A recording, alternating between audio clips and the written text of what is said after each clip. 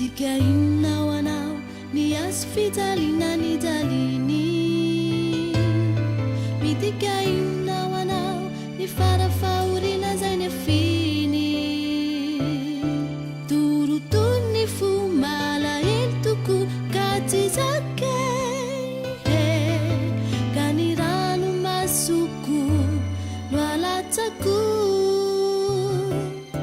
midikainao anao ni azo fijaliana ny jaliny midikainao anao ny farafahoriana zay ny afiny torotolo ny fo malahelo toko ka tsy zakay ka ny rano masoko no alatsako Calvary Calvary lay toerana Calvary Calvary taonao ny tomagny Calvary Calvary no narohonanao tavianao Jesosy no nijaly Calvary Calvary lay toerana Calvary Calvary taonao ny tomagny Calvary Calvary no narohonanao tavianao Jesosy no nijaly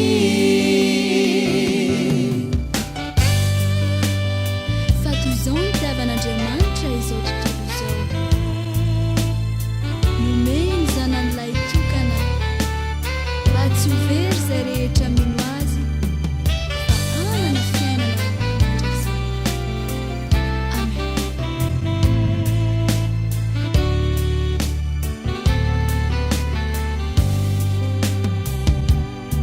midikainao anao ny azo fijaliana ny jaliny midikainao anao ny farafahoriana zay ny afiny torotolo ny fo malahelo toko ka tsy zakay ka ny rano masoko no alatsako midikainao anao ny azo fijaliana ny jaliny midikainao anao ny farafahoriana zay ny afiny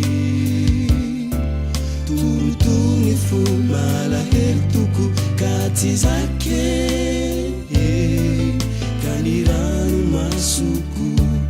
no alatsako Calvary Calvary lay toerana Calvary Calvary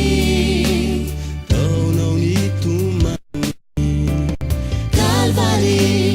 Calvary